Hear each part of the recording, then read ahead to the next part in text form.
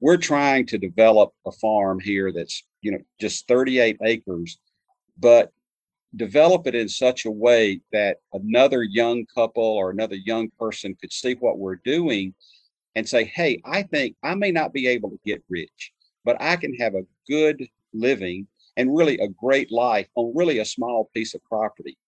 In this episode of Voices from the Field, NCAT Sustainable Agriculture Specialist Felicia Bell talks grass-fed beef and lamb with Mississippi grazier Johnny Wray. Johnny and his wife Deb own High Hope Farm in western Clay County, Mississippi, near the village of Cedar Bluff. Johnny talks about the farm's rotational grazing setup and use of composted manure with no chemical inputs. He describes himself as a dirt farmer because healthy soil leads to healthy grasses and healthy livestock. Let's listen.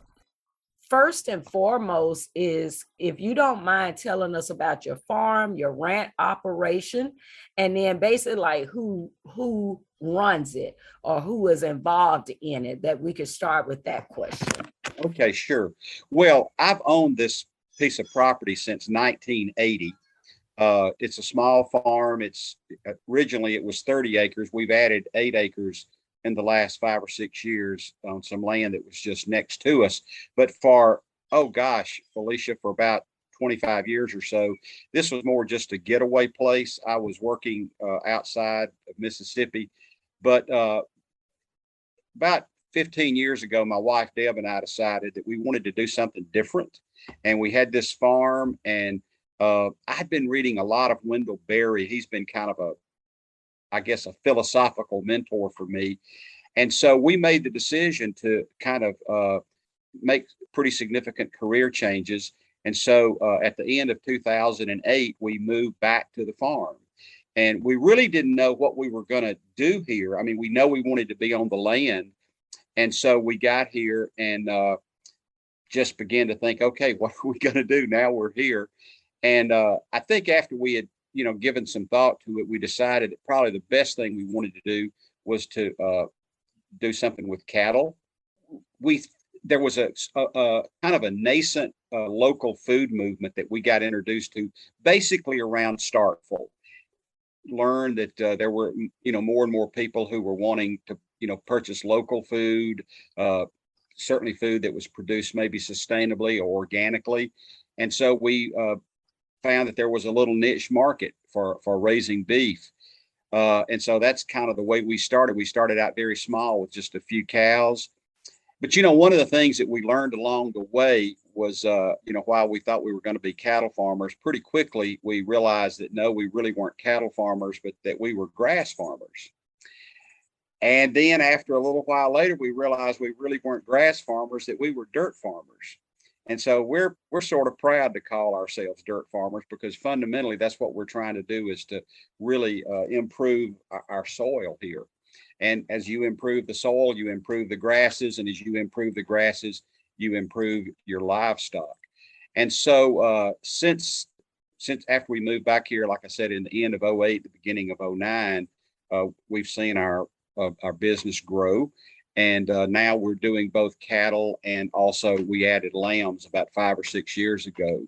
So we've got both the lambs and the steers.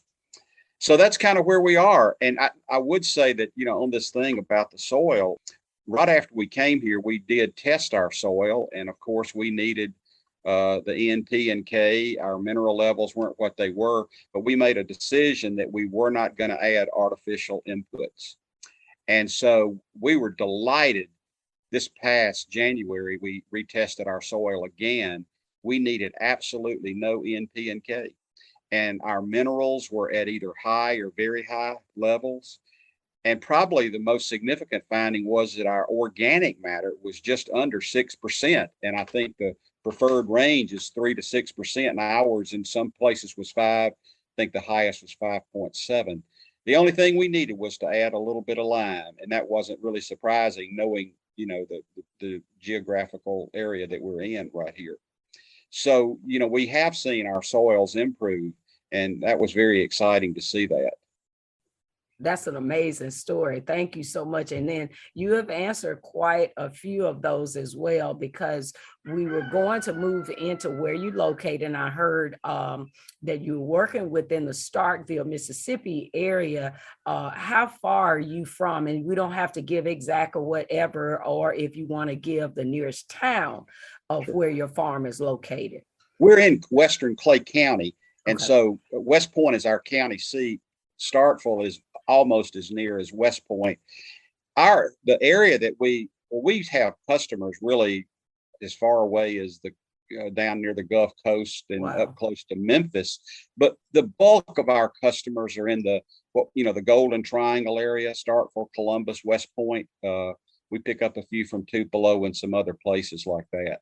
Wow, that's amazing. And I've always admired your farm for doing that, just wanting to share the food, share the abundance and your story with people, which you have fed a lot of people in our state over the years. So that was one of the other reasons I definitely wanted to interview you, because you're the hidden gem of Mississippi when it comes to beef. And a lot of people just don't know that you exist and what you're doing, and definitely on the grass-fed management side of that. So what's your overall goal with your ag operation? Well, I would say we've got two goals. Practically speaking, we want to be able to provide healthy, safe, good tasting, we'd like to think great tasting beef and lamb products to people, in our general area, people who are interested in local agriculture, want to support local farmers, and really want to support local regenerative farmers. So to be able to provide, basically good grass-fed beef and lamb to those people. We have another goal too that we think is really important. We're trying to develop a farm here that's, just 38 acres, but develop it in such a way that another young couple or another young person could see what we're doing and say, hey, I think I may not be able to get rich, but I can have a good living and really a great life on really a small piece of property. Because I think the prevailing wisdom, or the conventional wisdom, is you got to have more and more land, more and more land. And we're committed to the concept that a small farmer can make it. And I think, our record shows that, we've been able to put that together. We feel like we've got a model now that we can show to another young farmer, young family, that they can do it. Just, we started out very small. I think the first year we sold steers, it was only like 3. And our best year was actually the first year of COVID. We grew to a little over 50 steers and nearly 100 lambs. Now, we dropped back after that first year of COVID last year and this year, but these previous 2 years are better than our years before COVID. Wow. And actually, to be honest with you, Felicia, we're not really trying to get any larger. We actually wouldn't mind cutting back. We're at that point in our lives where we would like to do some other things, and we have some responsibilities with my mom. So we're not trying to get bigger, and we actually refer people who call us looking for beef to some of our other friends in this area who are doing, what we're doing. Yes, sir. I definitely understand. And thank you for wanting, again, to share your knowledge. I know the history of you working with Dustin Alley and so forth. And you did there early on with assisting young people to try to get into this agriculture industry. And so you have always been that conduit to try to help the next generation to say, hey, this is where it can be. Yeah, you may not get rich and if you want to be famous, but you can make a lifestyle. You really can make a lifestyle and so forth. And again, like you said, it is the notion that everything has to be bigger and better. And we see that we can really make a living on a small piece of land, but it's covering that whole piece of land. You got something in the ground, or you got hooves going over all of that land that you own. So that has been the new norm for Mississippi in understanding that. So you mentioned about regenerative agriculture. So that was my next question. Do you consider yourself doing regenerative ag? And then if so, what made you want to start practicing that? Yeah, we would certainly like to think that we're farming regeneratively. That's been kind of a new term for me. I think when we moved back here, the term that we heard most often besides organic was sustainable.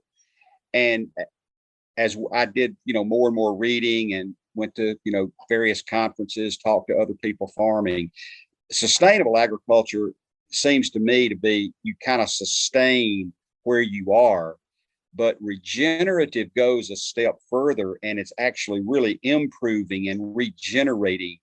And I think that's kind of what we've seen here happening with our soil. Our soil has been improved, and doing that without using artificial or chemical inputs, but doing it regeneratively with the animals that we have here, with the grasses, with the cover crops that we plant, those kind of things. So yes, we like to use that term regeneratively. I see it being a very dynamic term. Yes, sir. Thank you so much. So could you share with us about specific changes you've made that have improved your soil health? I know you just mentioned the animals, and then the ability to catch water in your soils, profitability, or other measures of success. I think the real key has been just simply the way that we graze, using the very intensive rotational adaptive grazing, moving our animals around on a very regular basis and trying to match the one of the things that we learned is not so many how many cows you graze per acre, but how many pounds you graze per acre, and trying to learn that proper ratio, how large or how small our paddocks need to be. And we've just seen by doing that, by not overgrazing, by spreading that manure and urine around properly from those animals, we've been able to improve the soil. We have worked with a professor from a state, a soil science professor, and he would bring classes out here periodically. And one of the things that he began to notice as they were taking samples is like each year our roots seem to be getting a little bit deeper. And the soil populations, the microbes and the earthworms seem to be more and more every year. And our water, we weren't having nearly the runoff. Water was really beginning better to soak into the ground. And by leaving good coverage in the summertime, our soil temperatures would be cooler than if you overgrazed, where the bare ground, that hot sun hitting it. We noticed, that improvement in soil temperatures. So there were those kind of things that we could actually see happening that was very encouraging to us. Thank you so much for that. And it does. You see many, many changes when you start utilizing various management styles. And we have tried to introduce some, we're not doing a whole lot of cover cropping. One of the things that we learned there were a lot of grasses that are in the soil, but they were simply dormant. And by, this adaptive grazing, we were able to stimulate a lot of those. We saw a lot of things like fescue coming back, especially in the wintertime, clovers. We also had another professor come out here and he began to identify even some of the native prairie grasses that, used to be here hundreds of years ago. Wow. Coming back. That's wonderful. And that's what we tend to forget, that the management styles bring up the dormant seeds, and that we don't even have to get into this buying a lot of seeds. Right. We're told that as well. So we spend all this money each year buying seeds when all you have to do is put the animals there. That's right. And so the major seeds that we're planting, we try to have what we call dessert paddocks. And so when we're getting ready to finish some cattle, usually about 2 or 3 at a time, I try to have some small paddocks with some really, excellent grasses in them for them to graze 4 to 6 weeks. So like in the summertime, it may be like pearl millet and sorghum Sudan and, some grasses like that. In the spring, we'll try to have some dessert paddocks of like winter wheat, ryegrass, and some clover. So we'll do some spot seeding so that we have some dessert paddocks for finishing our animals like that. And I'd like to think it gives them a little boost, whatever.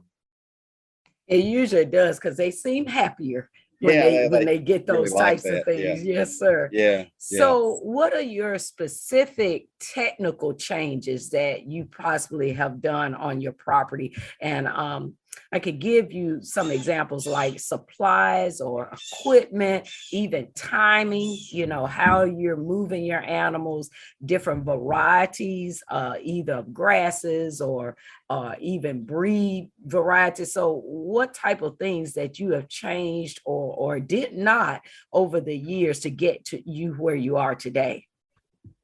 Well, I think there are several things. I think that probably the most important change that we have made has been kind of a management change. And we've just recently done this. We're seeing some real benefits. We never intended to raise our animals. Like, we were never going to have mama cows here and do a breeding program and raise calves. One is it takes so long for that calf to get up to a good processing weight. And so I had actually they were family members, two cousins of mine who were, I would say, pretty conventional beef farmers, but they were good farmers and they raised good beef cattle. And so I was buying calves from them when they were weaned. And fortunately, they weaned at about 7 months. So we were getting steers that weighed 500 to 600 pounds, been on the mama. We're in really good shape. And then we would, bring them into our farm. And then we were having to keep them, I don't know, sometimes as little as a year, sometimes, a year and a half or longer to get them up to a proper processing size. And it was 2 winters ago, we had 30 steers during the winter, and it was a rainy, nasty winter. We ran out of hay. And I just said, I don't want to go through a winter like this again. I found another farmer who is a grass-fed farmer down in central Mississippi. He's just much larger scale. And we were able to buy some cattle from him that already weighed 800, 900, even 1,000 pounds. So we didn't have to keep them very long. And so out of all of that, we've moved to a new model where now, instead of buying these young wean steers at 500 or 600 pounds, I'm buying cows that are everywhere from 900 to 1,100 pounds. We don't have to keep them nearly as long, and we don't have to have nearly as many here at a time, because this farmer can pretty well get me whatever I need whenever I want it.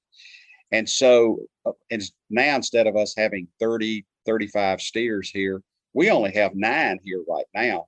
And I've got to order in for some more because I know that 4 or 5 of these are going to be gone fairly soon. And that has made a significant difference. One is I don't have to worry about nearly as much hay for the winter. I have had to adjust. And this is an interesting problem, Felicia. Now we have way too much grass because we're not, we don't have nearly as many steers eating it. And so I guess the downside has been I'm having to bush hog a little bit more, but I'm also able to stockpile quite a bit of grass for the winter. So I'm not going to have to buy as much hay. I think I can feed way into the winter and only just get by with just a little bit of hay. But that's been a major change for us. And so, I'm not getting nearly the manure production that we've had in the past because we've got fewer. So I'm making the paddock smaller, moving the cows a little bit faster through. So I'll have to, it'll be a little bit of a learning curve here, but it's really made, I think, the whole process a little bit easier for us. We're getting older. We can't, work like we used to, but that's been a major change, moving to fewer cattle, but larger cattle. But it's so far that's really, really worked well for us, that major change right there. Oh, wow. That's amazing. And and thank you for sharing all of that, how you went from having a lot and understanding that few can do better, but larger in weight. and so forth, because a lot of our farmers don't think of it like that. Yeah. As they're aging, they're not thinking, I have to change my mindset in the way I farm as I get older, because they're still trying to do it the same way and they're in their 70s. It's like, Right. you can't, you have to change Right. unless you're going to hire somebody, which most of the small farmers don't have the financial resources to hire somebody. What we're trying to do now is because we've got about half the farm that we're not fully utilizing like we had been in the past with grazing. And I will say that back in June, I did have a neighbor come and cut hay because the grass was it was beautiful and we got a good cutting. I don't want to do that too terribly often because, then you got to come back and fertilize. And we're really committed not to putting any chemical, fertilizers down. We may look at doing something else, maybe some kind of chicken manure or something. I don't know, but I wanted to get that one cutting anyway, which I got to share the hay, which I won't have to buy that.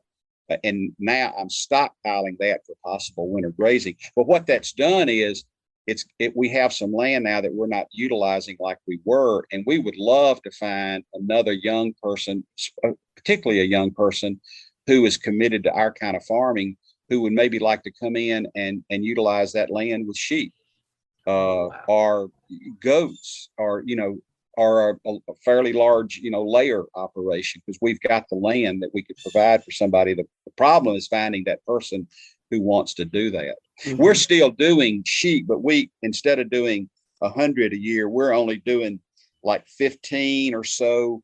We sell those and then we get another, half a dozen or 15 and do it again. But we used to be running 30 to 50 sheep at a time, and we're not doing that. And so taking the lambs off. When you're doing it like that, selling the lambs off, but holding the mamas. Yeah. Okay. Yeah. So we're buying wean lambs from another farmer.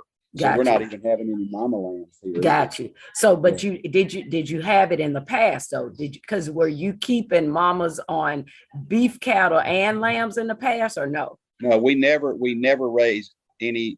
The only time we ever raised a calf here was I had bought some heifers from my cousin, and one of them was pregnant, and we didn't know it. And 9 months later, she dropped the calf on us.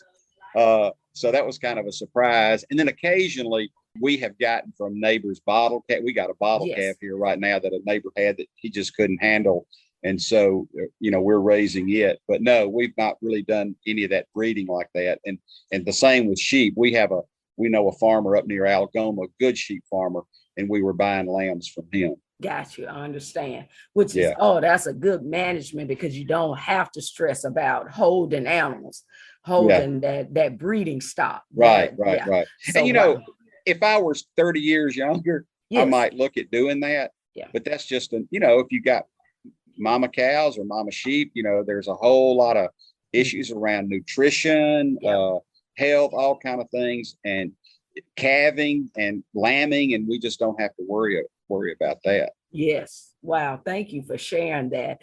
One question is, what were your best sources of information? Where did you find this information to figure out what you needed to do? Well, I'd say several places. One is we've done a lot of trial and error. And so, a lot of it's just kind of learning that way. But no, we have, there are several places that we've, I think, gotten some really good practical advice. I really have appreciated getting to know Alan Williams and his colleagues in the Soil Health Academy and Understanding Ag. I've been to workshops with them, did their videos. NCAT has had some helpful videos and information.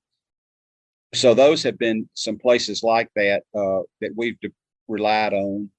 The other is I've gotten to know a couple of farmers, not really close by, but who are also doing, what we're doing, maybe on a larger scale, and have tried to spend some time, visiting, working with them. So those have been some, practical people and places that we've gone to pick that up. And as I mentioned earlier, I'm a great appreciator of Wendell Berry. And so I would say maybe not so much practically, but philosophically, his commitment to small farmers and local agriculture, that's been very important as well too for us. Great. And I think you also mentioned some of the Mississippi State University people. Yeah, we've had a couple of professors that have been quite helpful too. Great. Thank you so much. So what have been some of your biggest problems or challenges that you have needed to overcome? I know one of them you mentioned now is just having a lot of grasses, and now you want to pivot to figure out how I could keep it, but without adding fertilizer. Yeah, and that's I guess when I mentioned that to some other farmer friends, they say that's a great problem to have, having too much and not enough. Kind of sort of somewhat related to that is the weather is so much more unpredictable now than it was. We've had just some long stretches of hot weather and droughts, or then unusual rains. And so trying to kind of, how do you adjust to deal with the changes in the weather? Just a little side note, when we first bought the farm, we planted a lot of daffodils, and they didn't bloom but February or March, and now they might come the end of December, the 1st of January, and that's just sort of an oddity. But we have noticed changes in the weather, and that's one of the reasons about understanding yourself as a dirt farmer or a grass farmer, because as you build up the soil and you improve your grasses, that's a great way to mitigate against a lot of these weather related problems. I mean, if you've got better grasses and better soil, you're going to have, if there's a drought, you're going to have better grasses than the farmer near you who's not doing that. Or if it's too much rain, you're going to hold your soil and your grasses better and not see the kind of erosion that other people do. But so that's a big, issue right there, are the weather related changes. Another issue that we struggle with is finding help, whether it's just somebody to farm sit for us on occasion so we can take a weekend off or take a vacation. What we really would like to do is find more like a farm resident, like a long-term intern. And it's really been hard to do that. As a matter of fact, NCAT just offered farmers to post ads without charge. And so we've just posted something on the NCAT, that website, and hopefully that's going to generate some help. But that's been a key issue for us is finding labor. And that's usually a case for most farmers. And I can't say that the young people are not out there, but the ones that I know that will work really well in this are already working or Right. already farming. They're working and farming. And then the other ones that I know that have like new beginning farmers, like new land, they're going to courses and working, trying to pay the land off now. So they have bought the land. So it's kind of this gap you're in between. Yeah. Yes, and that's sir. why we're trying now that we've got some land that we're not utilizing. We would love, and we actually have a place here for somebody to live too. So we feel like we could offer a good opportunity for somebody who wants to farm but doesn't have the land or can't afford to buy their own land. Yes, sir. One other issue that I guess you would call it a problem, or something that we would like to see happen is a network of people who are farming like us. When we first moved here, I didn't know anybody in our area who was doing it, but now there's a nice little handful, I don't know, 7 or 8 people who are doing with beef or lamb, chickens, whatever, doing some meat, various meat animals. And we formed a little bit of a network, but I'd like to see a larger group of us, more closely related, having an opportunity to get together a couple of times a year, simply to share ideas, just talk, whatever, build friendships, build those kind of networks. And I'm glad you said that, because that is the idea for Soil for Water. We really are trying to create a cohort, but without NCAT. You know, Yeah. like it's so many people rely upon us, but you know, Mr. Johnny, you can't do that. You can't rely on a person. You got to build it up yourself and create your community. And so we're trying to be that platform to find the Mississippi farmers to join. And then from there, then now you have your cohort. We really, really are trying to do that. It's been so difficult because once people join, they think we're just gonna keep talking to them every week and give them information, and we don't have that type of time. Now I'll say a year ago, March, we had a kind of a field day here at the farm, and Alan was one of the presenters, and I invited this, I guess you'd call it a bit of a network of farmers that I know, some as far away as Oxford and Holly Springs, and they were all eager to be here, and not only to hear Alan, but also just to get to know one another. And we've done a few things together. 3 or 4 of us have gone together, especially during COVID, and bought cows together. I mean, we had this source that I had found. We got together and decided how many we need, and the farmer brought them up here, and we had a big barn we could put them in and divide them up. And anyway, it was just good for all of us to work together on doing that, and simply to share ideas and things like that. One of the things that I needed to have mentioned to you, I guess this is, something new we're doing or whatever. About 5 or 6 years ago, we bought 8 acres. It's just that adjoins our farm. And it was just a jungle. I mean, you couldn't even walk through it. Wow. Years ago, somebody owned it, and they had 2 or 3 trailers parked in there. It took us forever to get it halfway cleaned up. But anyway, and this was a suggestion that we had gotten from Alan Williams. And one of the problems we have on the farm is we don't really have good shade. We have to really do some maneuvering around to keep our cows, especially in the hot summer. But anyway, so we're developing silvopasturing.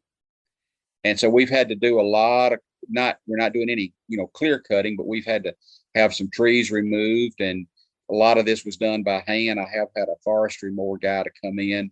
But anyway, we're developing this 8 acres into silvopasturing, and we've been able to graze both cows and lambs up there. But that's been a big change to have that develop. We're not. I don't have it where I want it to be right now, but we're getting closer and closer every year. But that's been a major kind of addition to the farm, what we're trying to do here. Yes, sir. And are you seeing changes because the animals are on there now? Is it that type of change? One is having the animals there helps a lot, especially the lambs, where we had to have a lot of sweet gums taken out, and then around those stumps, the little sprouts would shoot back up, and boy, those sheep love sweet gum. And just keeping it grazed back a little bit. Then we saw grasses emerging. I did plant some ryegrass to have something on the ground in the wintertime, but we've noticed, now all kind of different grasses, and I'm bush hogging it some because there are some weeds coming up. And here again, not having as many cows, I'm not getting animals up there as often as I want to. But during those hot months, July, August, it was really nice to have them up there in the shade. Good. Oh wow, that's amazing. That was a different change. Don't have time to stay up to date on the freshest sustainable agriculture news, events, and funding opportunities? You can trust NCAT to keep you connected with our weekly harvest e-newsletter. Subscribe today at ncat.org and get your weekly harvest delivered each Wednesday. And one of the things let me read this question, and you can answer whatever you choose. It said, all things considered, has it been worthwhile? And then what difference have these changes made to your success and profitability? And then what sort of return on investment have you seen? What was that last question? So it said, all things considered, has it been worthwhile? We could start there with what, starting in, I think you said 2008 or something, when you and your wife moved that to that property to now, has it been worthwhile? Absolutely. Absolutely. One of the things I would say, one of the things that I've so appreciated about getting to know Wendell Berry and his writings is how he talks about farming should be a pleasure. And, when I would meet farmers around here, farming didn't seem to be a pleasure. They're always worried about, bank loans and the price of fertilizer and the price of diesel and what the weather was going to do. And I just didn't see the pleasure in it. And my grandfather was just a yeoman farmer, years ago. And farming was always, I thought, a pleasure to him. And it's really been, that's not to say you don't have some tough times. I like being out in, rainy weather, putting a round bale of hay out, a water line busting and all of that. But I'd say overall, it's very, very pleasurable. We've had to give up some things before in our previous work. I used to travel internationally, and I don't ever care if I have to get on an airplane again. But, we don't get to travel even, I don't know when we've really had a long vacation anymore, because we are, we haven't found the help we need, and we got to take care of the farm. And so, there's some things we've given up, but, overall, it's just very pleasurable. Love to sit on the porch. We have a little cabin here, and to just sit on the porch overlooking the pond, coming in after a hard day's work, sitting down to a meal where all the food's basically from your farm or from other farmers. There's just a deep pleasure in that. Oh, wow. Thank you so much. Now, you had a follow-up. You had another question there. Yeah, and it was like your return on investment. Let me read it. What sort of return on investment have you seen over the years? Well, the one return is just the life, a richer life. Now, when we came back here, we were in our mid 50s, and we had pretty good jobs. The first couple of years, we didn't really have much income coming in. And then, of course, at some point, our retirement kicked in. And so in one sense, we have a good income that's not dependent upon the farm. But however, we have seen this 38-acre farm generate the kind of income that we can show to another young family that they, can make a pretty decent living here. Alan did a consultation for us, 6 or 7 years ago. And I remember when he wrote up his report, he told me what he thought this farm could generate if we utilized it, not overutilized it, but, maximized the use of it. And he told me what he thought this farm could gross. And I said, Alan, I just don't believe that. And then he kind of started laying out, what we were doing and what we could increase. At that point, we were just doing about 25, 30 steers a year and 30 or 40 lambs. But, he talked about, you could increase those numbers. You could add in layers operation, an egg operation. You could maybe do something with turkeys seasonally. And I said, well, I don't want to work that hard, but if I was 20 years younger, I could. But when we started putting some numbers to it, he was right on target. And what we've been able to do, I think, demonstrates that he was on target with that. Wow. And so basically you're saying that you could take that model and just train that 20 to 30-year-old like that, like they're looking for the finances to be able to take care of themselves, but versus trying to go get a job per se, and they still may have to do that to finance it right at the beginning, but then they can transition into a farm income. Definitely could cut back on groceries, the grocery bill that would always assist everybody and stuff.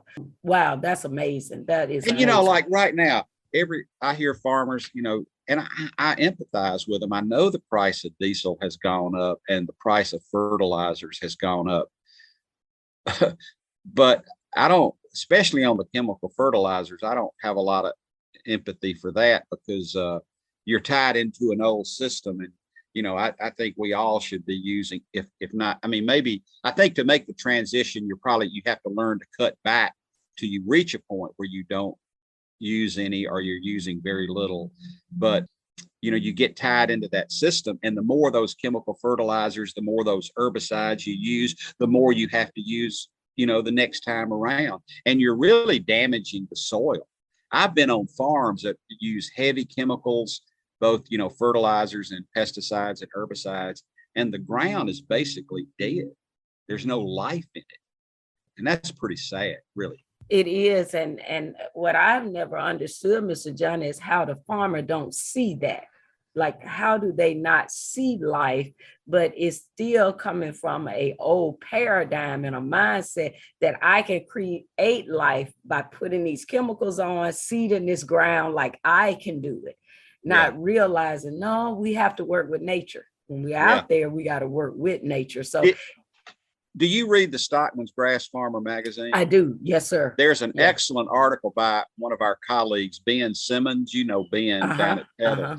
He had an article about that relates about this, and he was talking about how we had a lot of farms were hit real hard with army worms, and he didn't put any chemicals down, and he didn't have a problem with army worms because he had all those beneficial insects that eat them.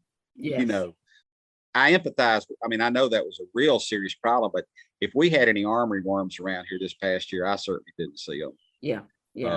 And one of the things that I learned from Alan is when you're out walking through your fields, you want to see insects, in front of you, and you want to see a lot of birds and, wildlife around here. And that's just a critical part of regenerative farming. All of those things, working together.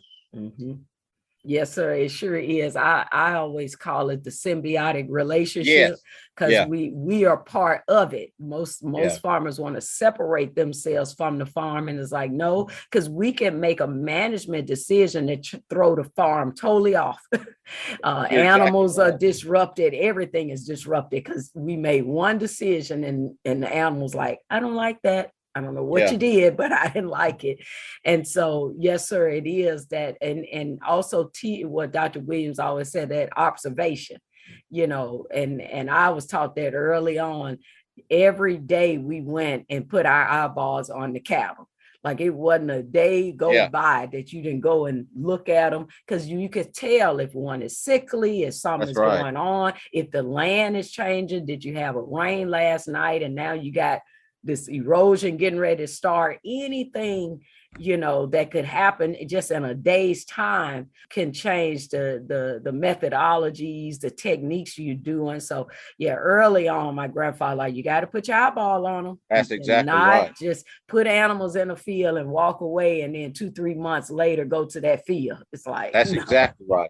One of the things that I learned from my granddad, he said there are 3 things you need on your farm to know that it's a good, healthy farm: a lot of earthworms, honeybees, and dung beetles. Yes.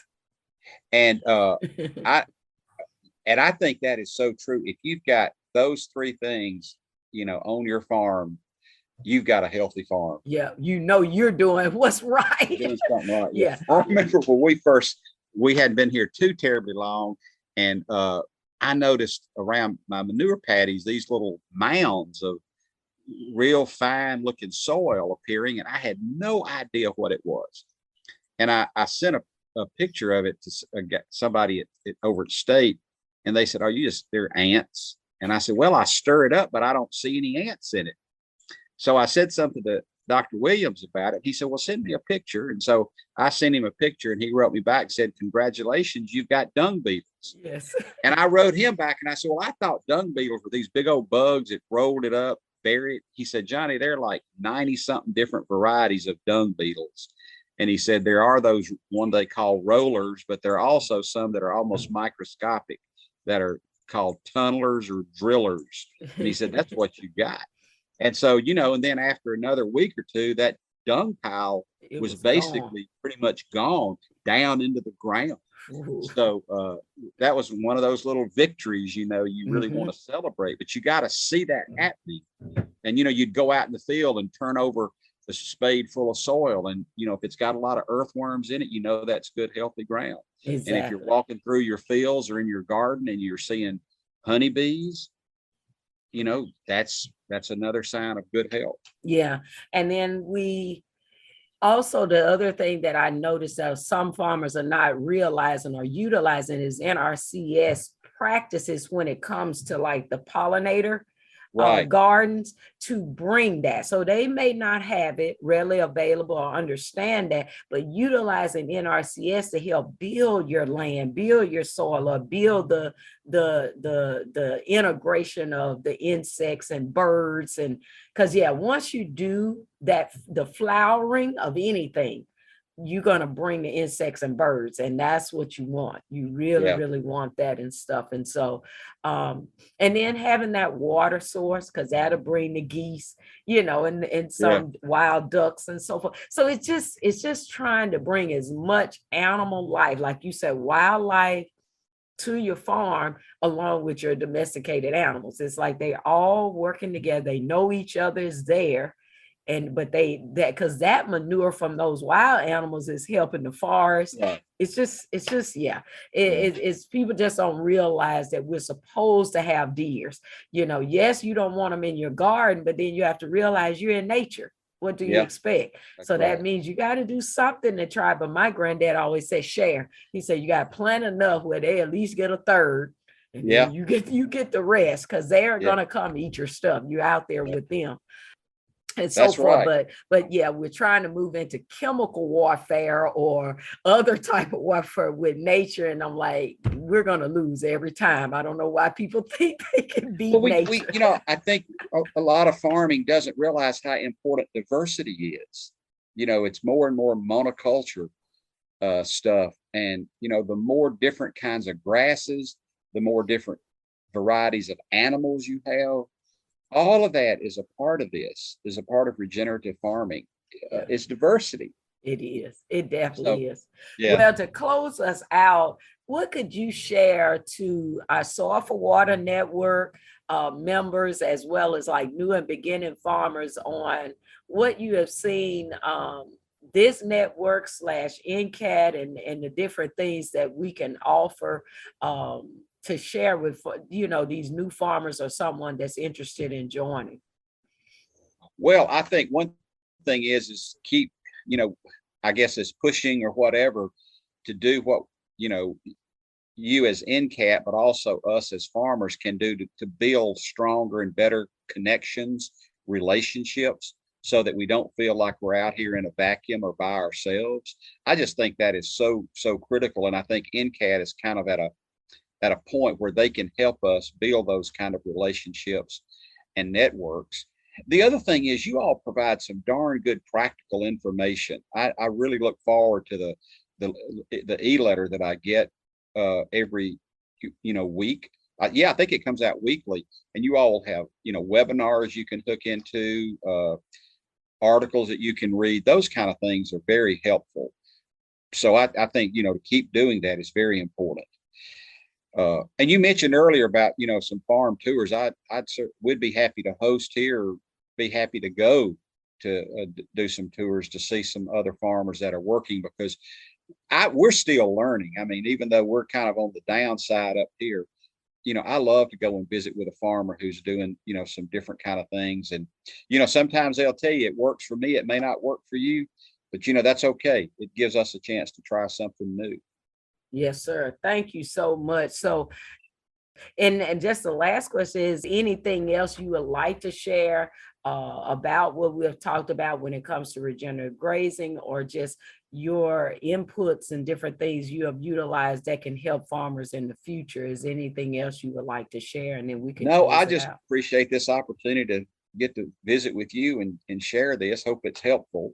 It's going to definitely be helpful, because one thing, Mr. Johnny, I've learned, we don't always have the success stories of farmers. We know they exist in the South. Yeah.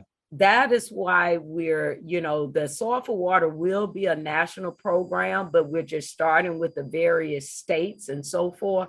But if we could get the voice of the grass-fed producer out from the South, because we do have the naysayers just saying, oh, we can't do that. You got more of them saying, no, we can't have waist-high grass, thigh-high grass, all this. We can't have diversity. You got to do this and, all this kind of stuff. And it's like, no, it is farmers here in the South doing exactly what Gabe Brown is teaching, Dr. Alan Williams is teaching, Dr. Rocky Lemus is traveling around the state. It's like we have people that are helping us be better farmers. And so, but people don't want to believe it. So yes, sir, this will help tremendously because you're a farmer in the South. We just don't have that. We get the Midwest, farmers that are in the prairie farmers that, have the grasses and the beautiful grasses and prairies. But we usually don't get that in the South. So this would be a phenomenal thing.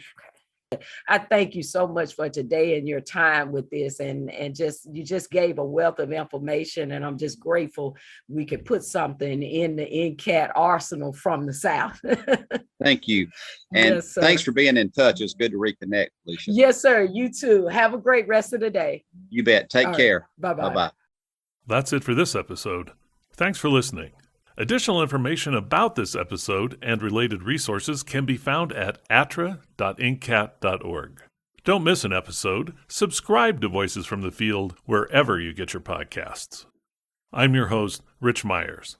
ATTRA, Voices from the Field, is produced by the National Center for Appropriate Technology, headquartered in Butte, Montana. It's supported by the USDA Rural Business Cooperative Service as part of NCAT's ATTRA Sustainable Agriculture program. Any opinions, findings, conclusions, or recommendations expressed in this recording are those of the participants and do not necessarily reflect the views of the USDA or NCAT. We'll catch you again next week, and until then, keep on farming.